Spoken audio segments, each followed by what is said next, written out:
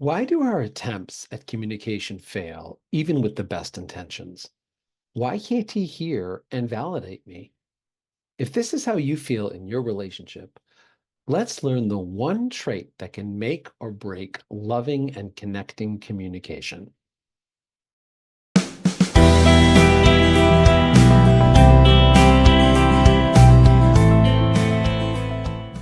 My name is David Feldman. I am a licensed marriage and family therapist.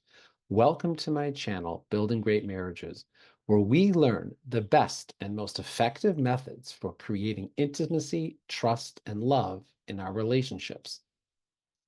When examining how communication breaks down, blaming our spouse is tempting. He's not a good listener, or she never makes an effort to understand me.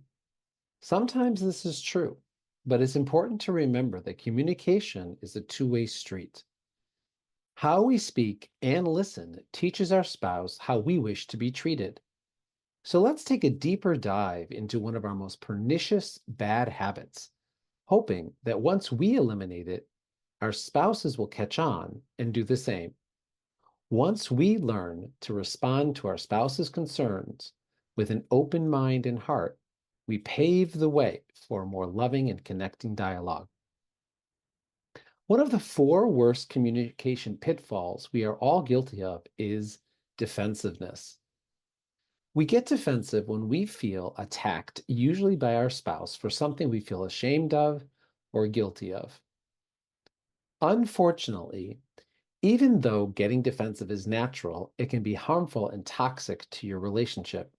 Nobody likes it, yet we all do it, even if we wish we didn't.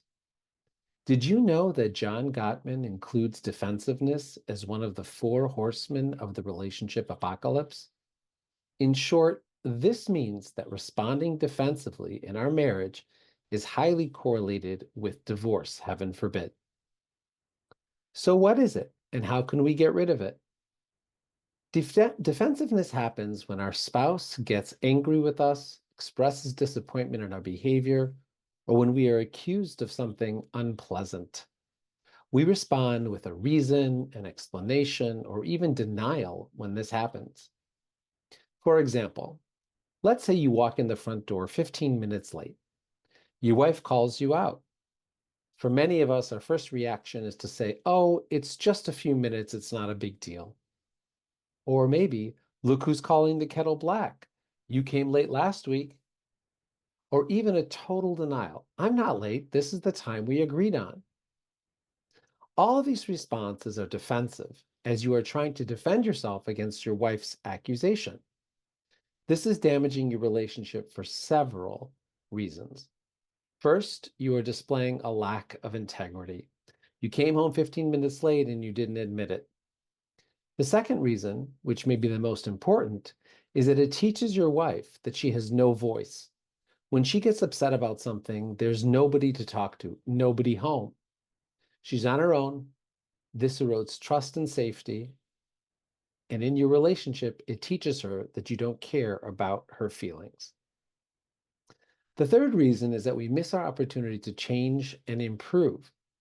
If we consistently behave defensively, we never take it to heart when we make a mistake and can never get better.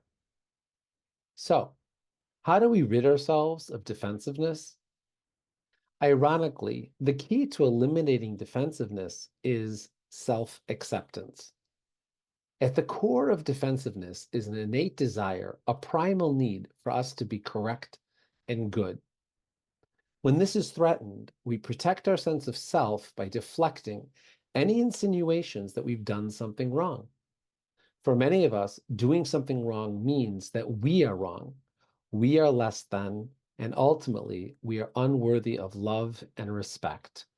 Of course, this isn't true at all. Just because we have erred doesn't mean that we are bad people. It just means that we are people, and all people make mistakes.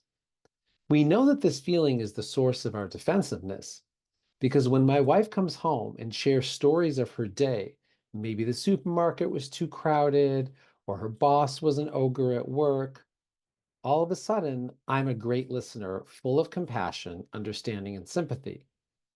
However, My demeanor changes completely if she comes home and has an issue with me. Out goes the listening, out goes the compassion, and out goes the understanding and sympathy. Why? Because I don't want to be seen as bad or wrong. So, how do we move past defensiveness? The first place to start is by accepting that we are all, you and me, doing our best to make it through life. But despite our best efforts, we will make mistakes, some of which will hurt people. This doesn't make us evil. It just means that we are human.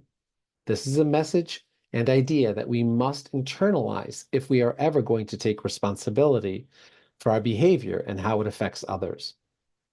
Imagine next time your wife says, "I'm upset that you came home so late."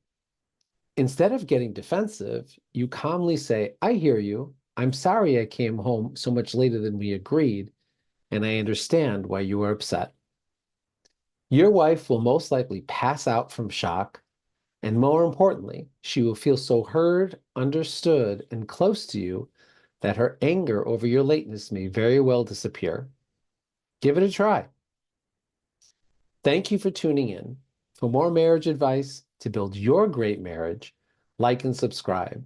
You can also follow me on X, subscribe to my newsletter, and check out my blog at davidfeldman.com. I'll leave the links below, and I'll see you in the next one.